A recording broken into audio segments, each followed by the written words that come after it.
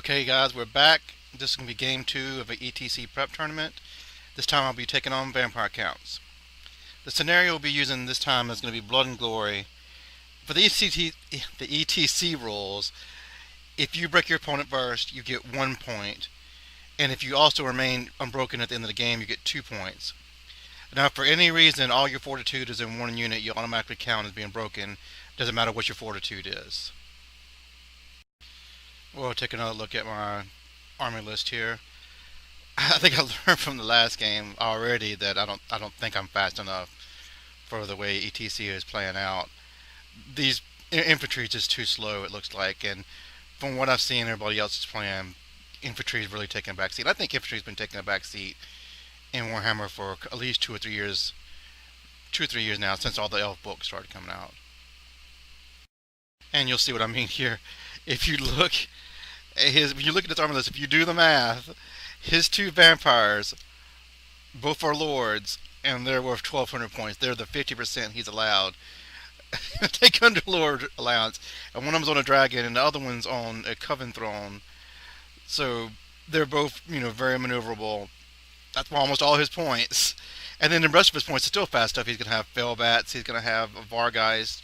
He's gonna have a Vargolf. He's got lots of dire wolves. He's a pretty fast army. He's got his 2 infantry blocks that are just there to hold banners. I mean, his fortitude's only 4, so if I can kill his vampire, I've broken him, and he'll start crumbling a lot because he's only got 1, I think, vampiric lore. So, that's basically the game there. Can I kill his vampire lord on the dragon, or before he destroys me, my army? We'll take a look at his setup, and again, on the ETC rules, that building blocks line of sight, so I can't see it. So I'd have to do indirect fire with my war machines at his lord on the dragon if I had the first turn. So basically, it's the thing like shoot the Terrorgeist turn 1 if I get to turn 1. And the terrain in the middle we're counting as ruins again. I have a feeling ruins are going to be on every table now because ruins have rules in ETC, so I would not be surprised to go to the tournament and see ruins on every table, which is going to further hurt me being a slower infantry army. But basically, I also think his Fellbats are behind the building because I don't think he moved them the entire game, the Fellbats. I don't remember seeing them after deployment at all. Here's my deployment, and I also say, even though we had open list, and I know he said the Coven Throne had a vampire on it, it didn't register me again. I'm not used to people putting vampires on Coven Thrones, so I just thought that was a regular Coven Throne over there. I wasn't worried about it too much. I mean, all my focus was on the fact that he had his Lord on the dragon, and I knew he was pairing that behind the building, and his Vargolf was already down, and I was worried about that coming around on my flank. So I had most of my heavy hitting stuff to face off against that. Here's a closer look at my deployment. You can see the fancy lad banner proudly waving. And I also want to note that I had my manglers hanging back towards the table edge because I didn't want direwolves just to land on them very easily on turn 1 because they could all vanguard. You can't charge when you vanguard. You can't charge a mangler anyway. So they vanguard up 12 inches and then move 14 inches on my mangler. I didn't want to lose my manglers at the start of the game, so I have them back towards the back of the table edge. And here's a look at the only vanguards we did. With this being Blood and Glory, we were already 15 inches up. He didn't vanguard his other unit of wolves, and I didn't vanguard my other unit of wolf riders. Basically, we're facing each other, and whoever gets the first turn won't be able to charge, but whoever gets the next turn will probably charge. And then none of this really matters over here. None of these points matter. But this is our vanguard. I have nothing else I can do other than trying to... I can't slow down his flying units with wolf riders.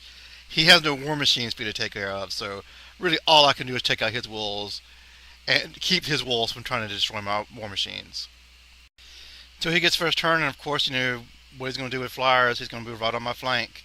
And there's really nothing I can do about it, but it'll all come down to, can I destroy his vampire on the dragon with my war machines or put a Gork on turn 1? Alright, my turn 1. Let's take a look how... This is how things are going for me. Look at this board. My Wolf Riders fail animosity. Right off the bat, and a force to charge the Vargolf. So I'm like, well, Vargolf might not kill my wolf riders. They'll break. He'll pursue right into my chariot anyway. I'll wield. I'll when I charge the wolf riders, I'll wield on the point where that the chariot, the orc chariot here, can charge also. So I'll go ahead and declare the charge with the orc chariot to charge also. And I'm only 12 inches that my mangler is going to need to get to make it to those wolf riders, so he can go. He'll kill the wolf riders basically, but he'll go to the Vargoth as well. So I'll have the 2d6 hits from the mangler, the d6 plus one from the chariot. I should be able to do something. I, of course, rolled 11 for the mangler, so I miss it by an inch. That's the way things are going already. All his flyers, I'm trying to get my chariots out of the way, and I was hoping I could get this chariot behind those the savages out of the way, but I thought hopefully it was far enough away from his general, but he only need to roll a decent roll to fly over and get to the chariot, but he didn't even do that because I forgot about the spotter. So he could just destroy the spotter and then have a decent overrun and hit the chariot that way. So this is the end of for my first turn. And I want to take back what I said about the Mangler. I wasn't aiming it so it would go through the Wolf Riders and the Vargolf. Look at his Lord and his Dragon. I had aimed it so I'd go through the Wolf Riders. When I came out into the Wolf Riders, I'd be hitting his Vampire Lord. When I came out another inch of the Vampire Lord, I'd be at the table edge where I couldn't stay an inch out from him. I would have killed my Mangler, but I would have done 3d6 to his Vampire Lord. So I missed that by an inch. By an inch, I missed it where I could have done 3d6 to his Vampire Lord. That's even worse than when I remember this now. Alright. My shooting and magic does nothing to his Vampire Lord. I get no hits from anything at his Vampire Lord. I think my foot of Gork was dispelled or whatever. Uh, so that was terrible. And then I do the full 6 impact hits plus 1 for the skies. So 7 impact hits from my Orc Chariot. I need 4 to wound. I only roll 1 4 on 7 dice. And he regens it. So he kills 4 of my Wolf Riders. That was the only thing good, I guess, because he kills 4 Wolf Riders. Which means, if he ever killed 3, I would have fled through my Mangler with 2 guys there and destroyed my Mangler. So even though I can't rally the Wolf Rider, at least my Mangler is still alive. Oh. Oh. And over here, I charge my big boss and my Wolf Riders at his dire balls. I destroy both. And I combat reform him. They're not going to do anything to that Vampire Lord on the Coven Throne. They really can't even do anything to the skeletons, to be honest. So this is his turn 2, and he charges Coven Throne into my Squigs. Like I said, originally I'd forgot that he has a Vampire on there. I don't know if the Squigs could have held off against a regular Coven Throne anyway, but look at it, he just devastates the Squigs. How many has he killed there? Like 12 or 13? So I think half my Squigs are basically already dead in the first round of combat. I only do, I think, 1 wound to his Coven Throne. I was hoping I could do a couple and then maybe the next turn do 1 or 2. And then when I blew up, I was hoping I could at least destroy the Coven Throne, if not, because I knew I wasn't going to kill the Vampire. But basically, with the Chariot coming in my next turn, because I was steadfast and my general was in range, maybe I can do something. Maybe I can at least kill the Coven Throne and hold that Coven Throne off as long as possible. Now over on the side, it's a complete mess. He charges something. I think he just straight out charges his general at my chariot there. He was able to clip it, and he makes the long charge. I think he maybe only needed a roll 8, but that's not easy to do. But he does that. His Terrorgeist comes in. I don't know if he charged my Orc Chariot or not. I think my Orc Chariot breaks from combat. But either way, he overruns, and he's able to overrun so he can touch my Gigantic Spider. I don't know why I didn't move that Gigantic Spider back to try to keep it from his general from charging my chariot, or just move the Gigantic Spider out of the way. I should have done that. So my Orc Chariot's running, my Wolf Chariot's about to die, and that means I'm also going to lose this Doom Diver. in the way, and he's just going to scream on as soon as he can on my gigantic spider and destroy it.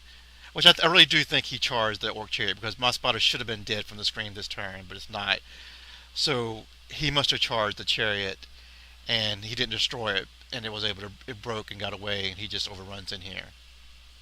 So my turn two, I charge my orc chariot into the flank of his coven throne. And I charge the wolf chariot into the Vargas. There's really nothing else for it to do. It was going to die if I didn't charge. And even though the Vargas aren't target priority, they were really the only target for my war machines because everything he has that's important is engaged. The skeletons aren't important. But I just couldn't, I was going to lose the chariot anyway. I was just hoping I could kill a Vargeist and, get something out of that chariot before it dies. Alright, so I also would charge my savages on into these walls, get them out of the way. I know I'm going to overrun, but I don't care because basically I just need to keep fortitude now. At this point, I'm never going to catch his general and his coven throne guy, really. So I need to go get those skeletons, break them, at least get the point for that. He's not going to engage my savages when he's on my flanks and behind me like this, unless he really wants to. And so this is the end of my turn, and my savages destroy those wolves easily and have a massive overrun. So next turn I can charge those skeletons. I've lost my gigantic spider guy. I've lost both my wolf chariots. I only do like one wound to the Vargeist. And again, if you look at my mangler on the right side of the board, I only needed to roll like a 10 or 11 to make it to those twigs, go through them and go through the Coven Throne. And I roll like a 5. So I can't get either mangler. Both of them have great shots on vampires. Neither one can make it. Orc Chariot comes in, it only does 2 impact hits with the plus guys, does no wounds. It breaks and runs. I actually do another wound to his Coven Throne. I'm still staying from Steadfast. I rolled the 5 this time. Also, my wolf fighters way up at the top failed animosity. They were forced to charge the skeletons, and they broke and run from combat there. Everything's completely falling apart. Okay, his turn 3. He's going to land his Vargeist on my Mangler, and that makes complete sense. Because the Mangler, another turn, he had to kill it. I was going to go through his Vampire Lord on the Coven Throne. It was a good chance he could kill the Coven Throne or his Vampire. So even though the Vargeist are worth a lot more, it just made sense to go ahead and land on that. So it destroyed the Vargeist, but when my Mangler dies, it panics my Night Goblins. They run off the table, so that was even better off. Works out even better for him. So we come to the end of turn 3, and this is just a shambles. My Squigs finally succumb to the Vampire on the Coven Throne. When I blow up, at least I do one more wound to the Coven Throne, so I get half points for that. The Wolf Riders who were forced to charge the skeletons, they are run down. My Orc Chariot's still fleeing. Everything's falling apart. All I have left now is things that are running away. I think my big boss is fleeing too. All I have left is my savages, and I was like a doom diver. And because those wolf riders are fleeing, I think they've been run down by now. That means all my fortitude is in my savage orc unit. So by ETC rules, I count as being broken, even though I'm still fortitude 4, not 3. So yeah, and everything he has is in my backfield. I have no hope of really getting towards his general and everything, unless he wants to engage me.